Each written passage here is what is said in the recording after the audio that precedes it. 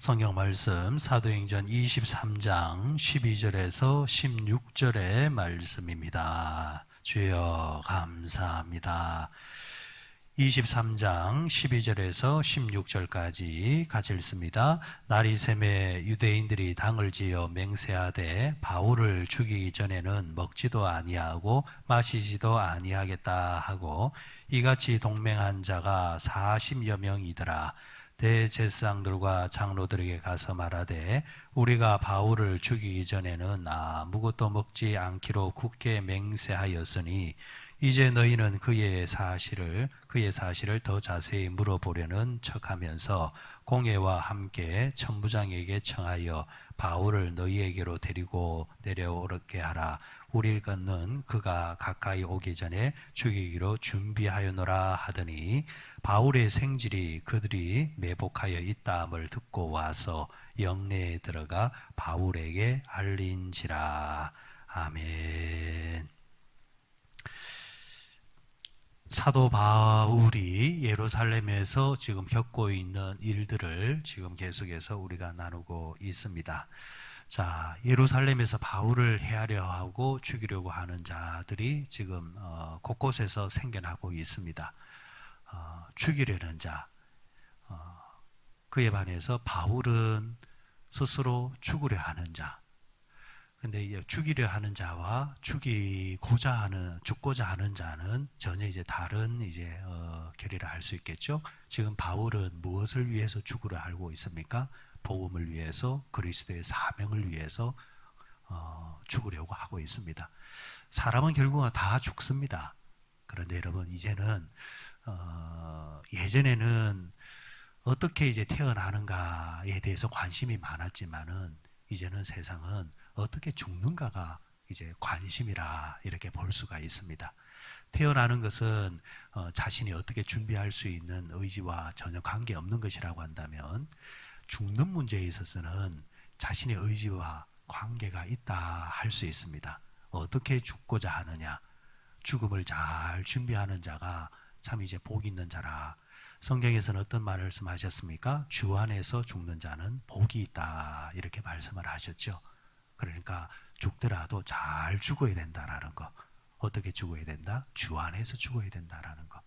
그러면은 그 죽기까지 그가 어떻게 살았느냐라가 또 이제 중요한 이야기가 되겠는데, 그가 살았을 때에 주와 함께 살려고 노력한 자, 주와 함께 살려고 노력한 자가 이제 죽음을 맞이했을 때에 그 죽음이 아름답다 할 수 있겠습니다.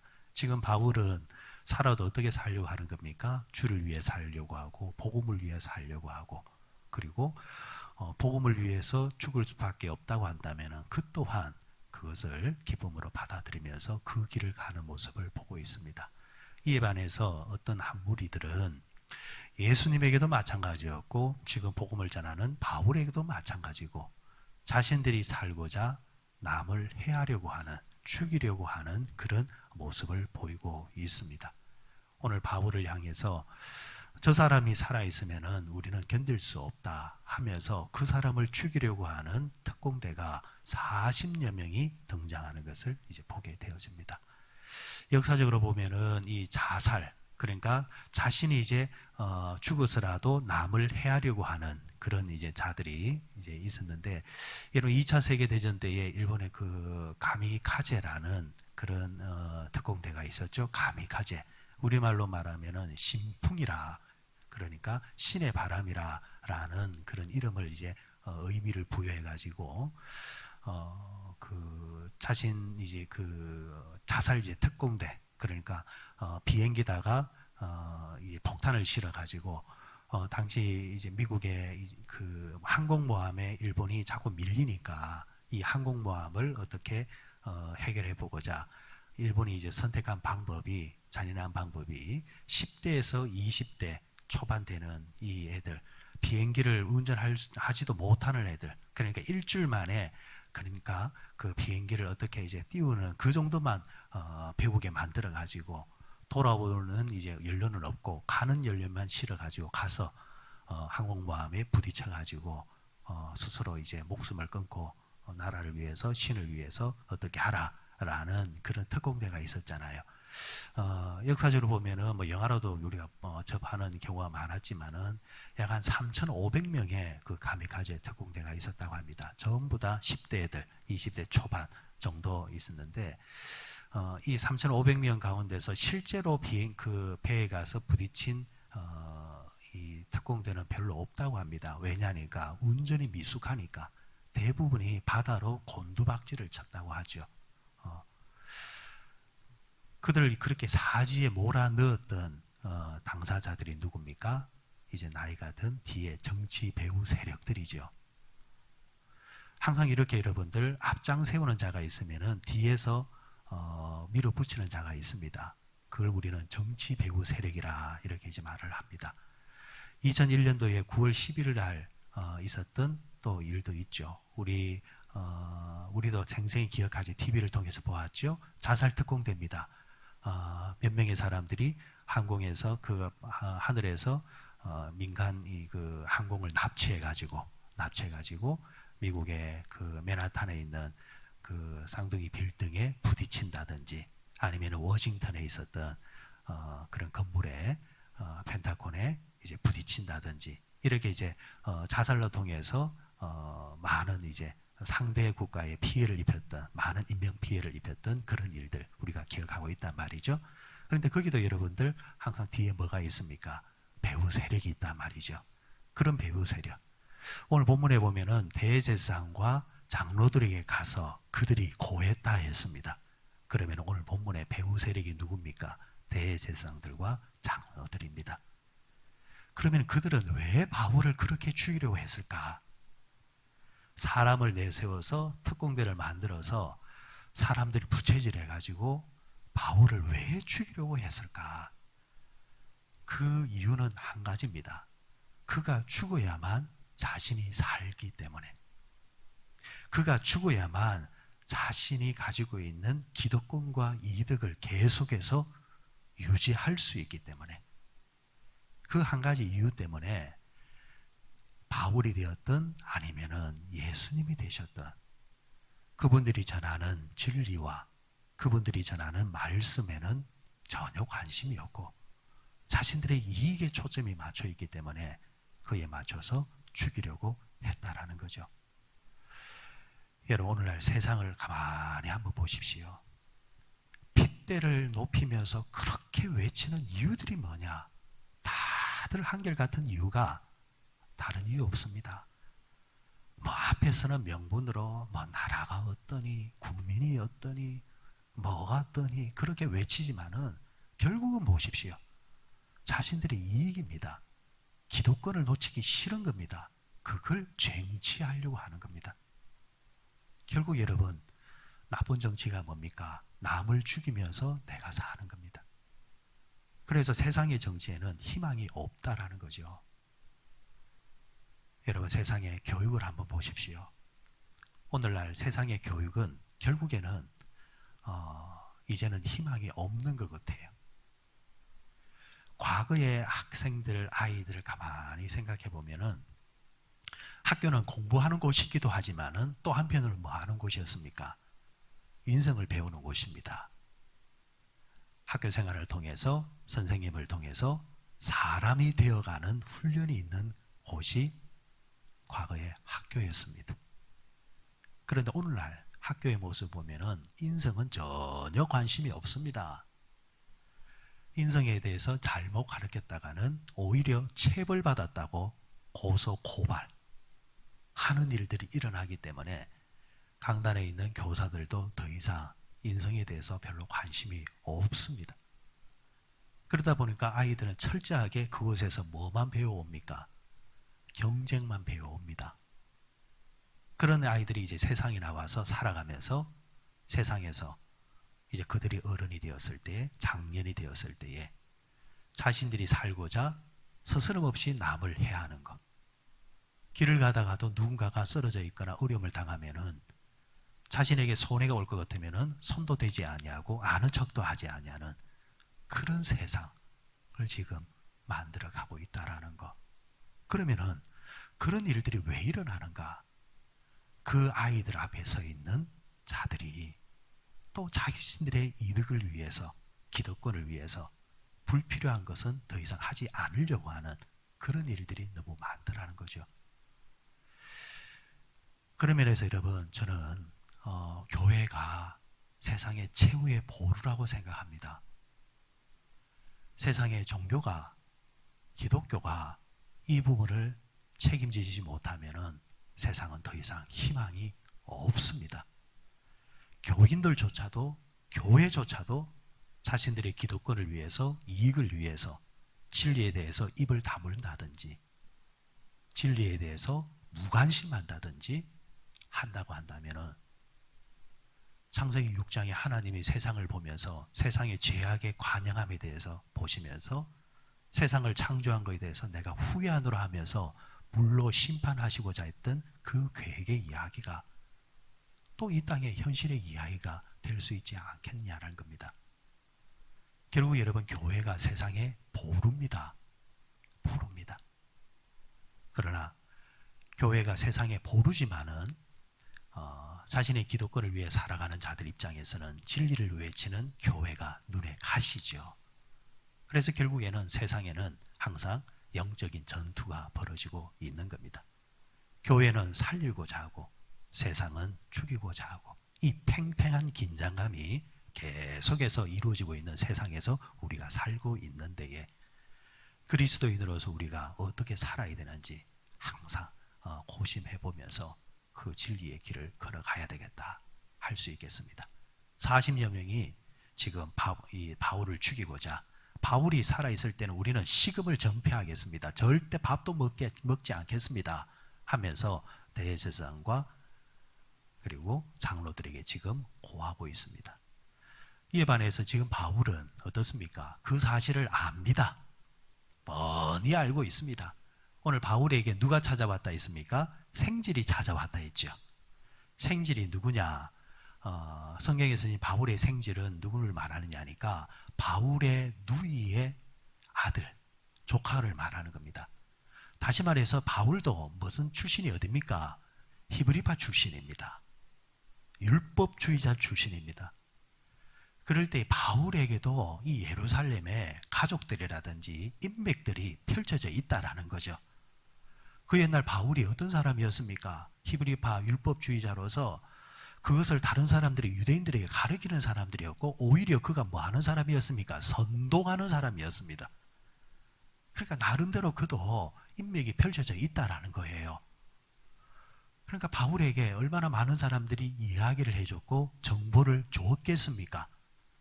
그렇다고 한다면은 지금 오늘 본문에서 바울에게 40여 명이 당신을 죽이려 합니다라고 말을 전해줬던 생질뿐만이 아니라 이미 그 이전에도 예루살렘에서 진행되고 있는 여러 이야기, 심지어는 우리가 알고 있죠. 오늘 본문 전에 예루살렘에 오기 전에 이미 외국에 있을 때부터 올라가면 안 된다라는 이야기 얼마나 많이 들었습니까? 바울은 다 알고 있습니다. 올라가면은 자신이 해함을 얻을 수 있고 죽을 수 있다라는 거. 그런데 꾸역꾸역 기어코 올라간다라는 이야기죠. 세상적으로 말하면은 바보같이 죽으러 가는 겁니다. 그런데 중요한 것은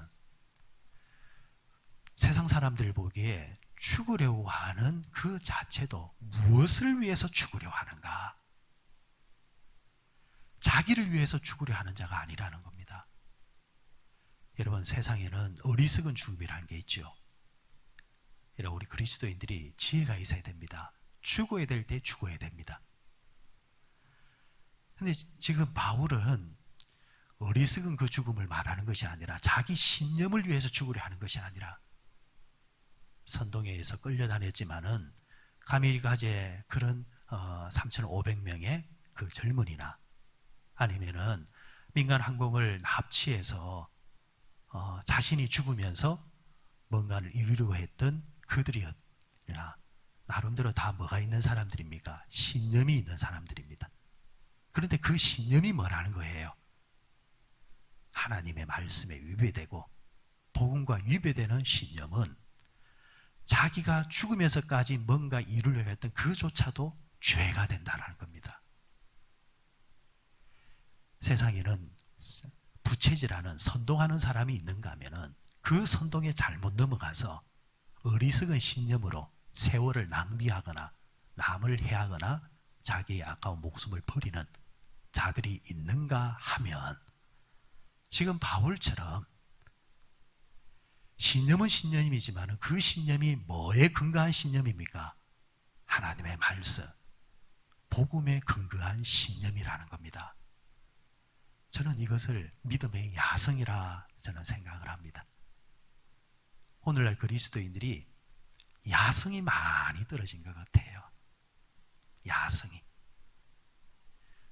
마귀는 사자가 입을 벌린 모습으로 그리스도인들을 삼키려고 하는데 그 앞에 서 있는 그리스도인들은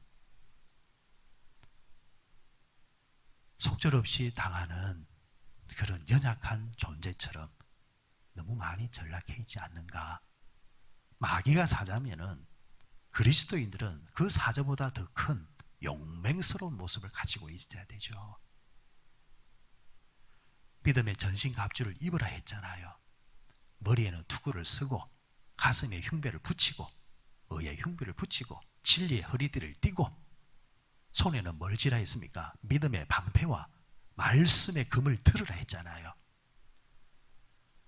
그러니까 삼키려고 하는 자에게는 맞서서 싸우고 그러다가 정말 하나님과 복음을 위해서 내가 희생해야 될 때는 겁먹지 말고 과감하게 희생할 줄도 알고 어려운 자리에 설 줄도 아는 그런 용맹스러운 믿음의 야성을 가진 사람이 될 때에 여러분 결코 마귀는 넘어서지도 못하고 그리고 세상 사람들도 함부로 그리스도인들을 폄하할 수 없다라는 겁니다.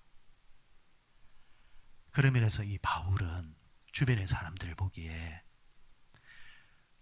목숨을 요구하고 순교를 요구하는 자리를 할지라도 그는 이것이 또 하나님의 뜻이고 하나님이 맡겨주신 사명을 위한 것이라고 한다면 물불 가리지 않고 그 자리에 서게 됩니다. 그럴 때 여러분 그가 죽었습니까? 살았습니까? 여러분 살았습니다. 이유는 하나입니다. 그에게 맡겨진 사명이 아직 남아있기 때문입니다. 그래서 그리스도인들은요 죽는 그날까지 내 사명이 뭔가를 생각해야 됩니다. 사명이 남아있다고 한다면 하나님은 절대 그 사람 데려가지를 않습니다. 결국 사람은 그리스도인들은 사명에 닳다가 더 이상 사명이 없어지게 될 때에 하나님은 이제 가자 하는 겁니다. 그런데 사명 없이 사는 사람, 그냥 정처 없이 자기를 위해 사는 사람, 그 사는 것도 하나님 보시기에 사는 것도 아니고 죽어도 그 죽음도 아름다운 죽음이 될 수 없다라는 것. 그럼 여러분 기도하실 때 오늘 하나님 내가 가정에서 내 사명이 뭡니까? 한 가정의 가장이라고 한다면 그것도 사명입니다. 한 가정의 어머니라고 한다면 하나님은 그 가정의 어머니의 사명을 그에게 주신 겁니다. 그 사명을 감당하는 겁니다. 여러분들이 제단에서 부름을 받아가지고 하나님이 집사로, 권사로, 장로로, 목사로 세웠다고 한다면 그에 걸맞는 자신만의 사명이 있습니다. 그 사명을 위해서 아름답게 쓰임을 받는 겁니다. 여러분이 직장에서 사회생활할 때에 그 또한 사명이 있는 겁니다. 세상에서 그리스도인들 하나님의 이름이 폄하되고 이름이 모독될 때에 우리는 그 사명을 여러분 내게 주어진 사명을 가지고 항변을 하는 겁니다. 여러분 세상이 평등법이라는 이름으로 더 이상 교회가 말씀을 제대로 전하지 못하고 창조의 질서를 방해하고 아니면은 이단과 사이비가 마음껏 외칠 수 있도록 내버려 두는 그 법이 될 때에 우리는 교회의 사명을 지켜내야 되는 겁니다. 그렇잖아요. 그래서 우리는 우리가 알고 있는, 어제도 제가 어떤 누군가 만나 대화할 때에 당신이 알고 있는 정치인에게 말을 해라. 이거는 정치의 문제라기보다도 교회의 문제다. 각 사람이 가지고 있는 성향의 문제가 아니라 이거는 우리 공동체의 사명의 문제다. 그렇기 때문에 믿음의 양심을 가지고 말을 해야 될 줄 안다. 세상의 정치는 윤리를 따집니다. 손해가 되느냐, 득이 되느냐. 그런데 그 손해와 득이 철저히 누굽니까? 자기입니다. 자기. 오늘 대제사장과 이 장로들이 다 그거든요. 자기들이거든요. 말은 그럴듯하게 하지만 결국엔 자기들이란 말이에요. 그런데 그리스도인의 정신은 자기를 넘어서는 겁니다. 자기를 희생하면서까지 뭘 지켜내는 겁니까? 복음을 지켜내고 말씀을 지켜내고 교회를 지켜내는 겁니다. 지금 바울이 그걸 지켜내기 위해서 이렇게 몸부림을 치고 있는 겁니다. 그 사명을 위해서 평생을 살았을 때에 바울의 그 행적과 삶은 오늘도 우리는 아름답게 보고 이야기하고 있지 않습니까? 말씀을 맺겠습니다. 여러분, 죽더라도 잘 죽어야 됩니다. 그것은 그가 어떻게 살았느냐에 따라서 그것이 판결될 겁니다. 남은 생에 여러분, 하나님 보시기에 내가 해야만 하고 살아내야 될 것들, 내 상이 뭔가 생각하시면서 이를 위해서 열심히 살다가 남을 죽이려 하는 자가 아니라 살리려고 하는 자로서 살다가 복음을 살리고 그리스도의 사명을 성취하며 살다가 하나님께 가는 그런 멋진 남은 인생이 되시기를 바랍니다.